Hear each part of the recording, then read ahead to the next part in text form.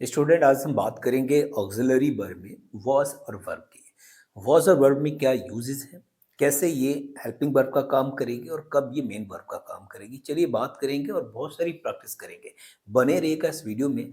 Definitely around हम 50 more than 50 sentence इस video में डिस्कस करने वाले हैं और ये वीडियो हेल्प आपकी हेल्प करेगा स्पीकिंग में भी। चलिए बात करेंगे, यहाँ समझते हैं सबसे नंबर वन पे वॉज और वर्ब में। आपको पता है कि सेंटेंस को हम अफर्मेटिव, नेगेटिव और इंट्रोगेटिव या नेगेटिव इंट्रोगेटिव इन फोर टाइप से फ्रेम करते हैं। अब इन फोर टाइप में आपको समझना यह है कि कब कैसे इनको यूज करना है। ऑलरेडी हमने एक चीज डिस्कस की थी कि किसी भी सेंटेंस के लिए जो इम्पोर्टेंट फॉर्मेट है वो है आपका सब्जेक्ट, देन वर्ब और देन ऑब्जेक्ट। तो यहाँ पर आपको ध्यान रखना है कि सबसे इम्पोर्टेंट चीज जो है वो subject plus verb plus object, ये तीन चीजें आपको ध्यान रखनी है। ये फॉर्मेट हमेशा आपके लिए जो है यूजफुल रहेगा और इसी को आपको फॉलो करना है। सेंटेंस समझते हैं। यहाँ पर सबसे देखिए, फर्स्ट सेंटेंस है मोहन ईमानदार था। मीन्स जब हम किसी किसी भी बात को पास्ट की चीज़ों को हम शो करना चाहते हैं, यानी कि अब वो प्रेजेंट में नहीं है, पास्ट में ऐसा था, तो उसको हमें यहाँ पर वॉज और वर का यूज़ करना होता है। अब बात ये आती है कि वॉज का यूज़ कब करें और वर का यूज़ कब करें। तो सिंगुलर सब्जेक्ट के साथ हम वॉज का यूज़ करते हैं। जैसे आई भी यहाँ पर सिंगुलर में ही आ जाता है, तो आई एंड ही, शी, इट, और जो भी सिंगुलर सब्जेक्ट है। सिंगुलर मीन्स अगर हम बात करें जैसे राधा, सीता, राम, ये सिंगुलर है। अब सिंगुलर के साथ आपको यूज करना है वॉज, याद रखिएगा। उसके बाद आता है we, you, they and plural, जो भी प्लूरल सब्जेक्ट है। तो प्लूरल सब्जेक्ट के साथ यूज होता है आपका वर्ब। तो ये आपको बेसिक पॉइंट आपको ध्यान रखना है। अब यहाँ पर देखिए समझ लेते हैं। मोहन, मोहन आपको पता है Mohan is a name of a person और ये आपका प्रॉपर नाउन है। और मोहन को जब आप सिंगुलर कंसीडर करेंगे तब आप वॉज यहाँ पर था के लिए वॉज यूज करेंगे। तो देखिए सबसे पहले सब्जेक्ट यूज होगा, दिस इज मोहन। तो Mohan was honest. Mohan was honest. बहुत सिंपल तरीका है। यहां पर करेंगे वह नाराज था। यहां पर देखिए गलत हो गया है, नाराज था, तो हो जाएगा he was angry. He was angry. मैं नाराज था, आई वॉज एंग्री। वह नाराज था, ही वॉज एंग्री। राधा नाराज थी, राधा वॉज एंग्री। स्टूडेंट नाराज थे, स्टूडेंट वर एंग्री। तो जैसे ही सब्जेक्ट प्लूरल होगा आप याद रखें, वॉज की जगह वर का यूज होगा। यहां पर और भी हम एग्जांपल ले सकते हैं। तुम नाराज थे, तो क्या हो जाएगा, यू वर एंग्री ना। बे भी नाराज थे, दे वर एंग्री। बहुत सारे सेंटेंस आपने क्या करना होता है, just you have to practice with the help of these sentence. Practice कैसे करेंगे, अगेन एंड अगेन आपको सब्जेक्ट चेंज करना है। वह नाराज था, इस वह की जगह आपको बहुत सारे सब्जेक्ट यूज करना है। आप आई को यूज करिएगा। मैं नाराज था, आई वॉज एंग्री। वह नाराज था, ही वॉज एंग्री। वह नाराज थी, शी वॉज एंग्री। उसके बाद प्लूरल में आप जाएंगे, हम नाराज थे, वी वर एंग्री। तुम नाराज थे, यू वर एंग्री। बे नाराज थे, दे वर एंग्री। इस तरीके से मैक्सिमम लेवल पे आप प्रैक्टिस करेंगे, है ना। दूसरा तीसरा सेंटेंस देखेंगे, अध्यापक कक्षा में नहीं था या नहीं थे, तो आप लिखेंगे the teacher was not in the class. यहाँ पर कोई स्पेसिफिक टीचर के बारे में बात की जा रही है, इसीलिए यहाँ पर द का यूज किया जा रहा है। जिस टीचर के बारे में बात की जा रही है ना, वो पहले से हम नोन है, तो इसीलिए यहाँ पर सिंगुलर सब्जेक्ट की यूज किया गया है। अध्यापक कक्षा में नहीं था, the teacher was not in the class. कल बुधवार नहीं था, यानी कि कल के लिए हम यस्टरडे यूज करेंगे। यस्टरडे वॉज नॉट वेंसडे, और it was not Wednesday yesterday. It से भी इसको हम फ्रेम कर लेते हैं, it was not Wednesday yesterday. मैं कल स्कूल में था, I was at school yesterday. आदमी बाजार जा रहा था। देखिए इस सेंटेंस में हमने बीच बीच में डिस्कस किया था कि कब वॉज वर्ब मेन वर्ब का काम करेगी और कब वॉज वर्ब हेल्पिंग वर्ब का काम करेगी। तो यहां पर आप देख रहे हैं मोहन ईमानदार था, इस सेंटेंस में मोहन को और ऑब्जेक्ट यहाँ पर है ऑनेस्ट, दोनों को लिंक करने का काम वॉज ने किया, यानी कि जोड़ने का काम। तो यहाँ पर एक लिंकिंग वर्ब भी हो गई, यहाँ पर ये एक मेन वर्ब भी है, राइट, और ऑक्सिलरी वर्ब भी कहेंगे। दूसरा, जब हम बात करेंगे इस सेंटेंस की, देखिएगा, आदमी बाजार जा रहा था, इसमें दो वर्ब यूज हुई हैं, एक आपकी मेन वर्ब है, एक आपकी हेल्पिंग वर्ब है। तो जो गोइंग आपका है, this is your main verb, और जब मेन वर्ब की कोई दूसरी वर्ब हेल्प कर रही होती है, यानी जो भी आपकी वर्ब है ऑक्सिलरी वर्ब, वो हेल्प कर रही है, तो यहाँ पर ये काम, इसको हम यूज कर रहे हैं हेल्पिंग वर्ब में। तो ये आपके एक हेल्पिंग वर्ब की तरह काम करेगा। Man was going to market, है ना। तो यहाँ पर helping verb plus main verb दोनों यूज हो रहे हैं। तो ऐसे सेंटेंस को समझना है, हम अच्छे खिलाड़ी थे, वी वर गुड प्लेयर्स। गगन और अर्नव खुश थे, गगन एंड अर्नव वर हैप्पी। तुम निर्दोष थे, यू वर इनोसेंट।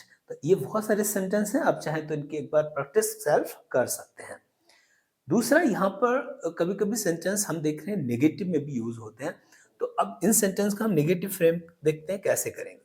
मोहन ईमानदार था, मोहन वॉज ऑनेस्ट, ठीक है, हम ऑलरेडी डिस्कस कर चुके हैं। सीता सती सावित्री थी, तो सीता वॉज सती सावित्री। हम अच्छे खिलाड़ी थे, we were good player, we were good player. वे मनोज के मित्र थे, क्या होगा, दे वर मनोज फ्रेंड।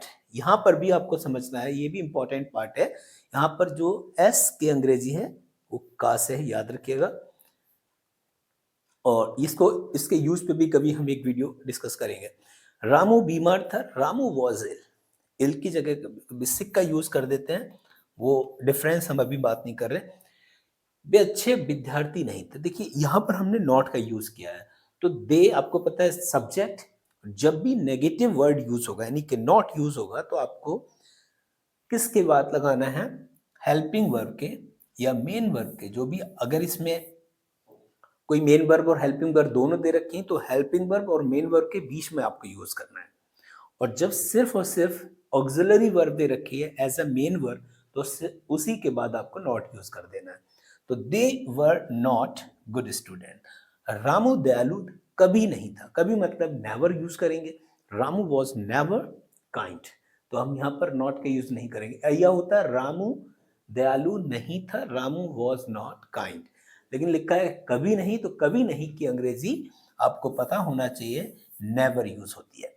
वह बेरोजगार नहीं था, क्या होगा, he was not unemployed. Ramu आलसी नहीं था, Ramu was not lazy. Shyam की पत्नी, देखो यहाँ पर भी वही चीज यूज हो रही है, अपोस्ट्रोफी एस है, तो अपोस्ट्रोफी एस का मतलब यहाँ पर है का, तो यह हो जाएगा Shyam's wife was not ill ना। बहुत सिंपल तरीके से समझेंगे। एक वर्ड, एक और तरीके के सेंटेंस यूज होते हैं, दैट इज इंटरोगेटिव। इंटरोगेटिव में आपने थोड़ा सा समझना यह है कि इंटरोगेटिव और इंट्रोगेटिव नेगेटिव दोनों पर हम आज इसमें समझ लेते हैं।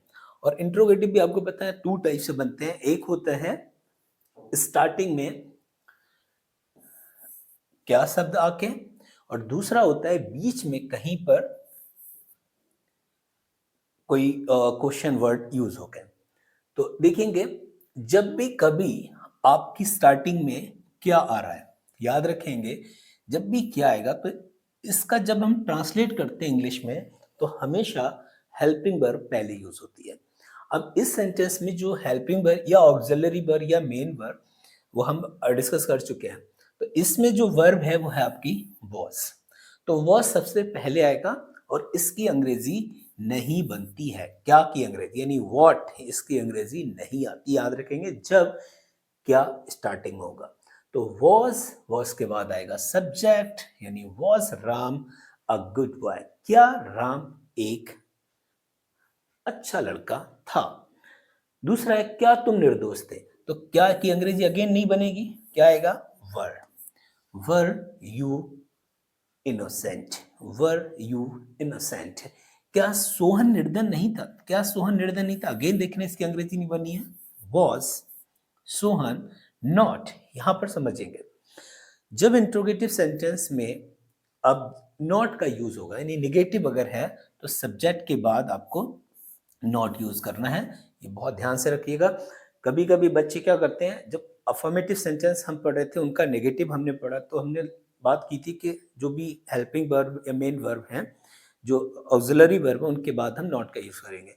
बट ऐसा नहीं है, यहाँ पर देख रहे हैं इंट्रोगेटिव है, तो आपका पहले सब्जेक्ट आएगा, देन नॉट आएगा, देन ऑब्जेक्ट आएगा। तो was Sohan not a poor? क्या वह नाराज़ था? Was he angry? क्या तुम अध्यापक नहीं थे? Were you not a teacher? इसके बाद आता है, जब क्वेश्चन वर्ड आपका बीच में आ रहा है, जब भी कभी क्वेश्चन वर्ड बीच में आ रहा है, चाहे वो व्हाट हो, वेयर हो, आ, कौन, मतलब हिंदी में अगर हम बात करें, क्या, कौन, कब, कहाँ, इस तरीके से, तो उनकी अंग्रेजी सबसे पहले रखते हैं। क्लियर? उसके बाद आता है वर्ब। वर्ब हमारे पास है वर्ब, उसके बाद आएगा सब्जेक्ट, देन कोई अगर ऑब्जेक्ट है तो उसको हम कंसीडर करेंगे, देन कोई कॉम्प्लीमेंट्री है उसका, उसको बाद में यूज करेंगे। Who was Sita? सीता कौन थी? तो आपका आंसर है राम कक्षा में उपस्थित क्यों नहीं था? Why was Ram not present in the class? बच्चे कैसे, ये गलत लिख गए हैं, बच्चे कैसे थे? How were children? दरवाजे पर कौन था? Who was at the door? ये सेंटेंस आपके बनते हैं। इसमें हमने अराउंड अराउंड 40 या 50 सेंटेंस डिस्कस किए हैं। आपने क्या करना है, मैक्सिमम सेंटेंस बनाने के लिए और प्रैक्टिस के लिए सिंपल आपको क्या करना है, तुम कहाँ थे? अब तुम की जगह आपको करना है कुछ और सब्जेक्ट आप यूज कर लें।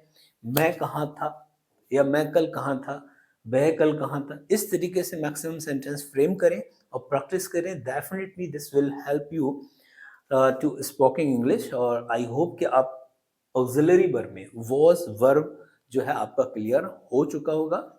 Thank you.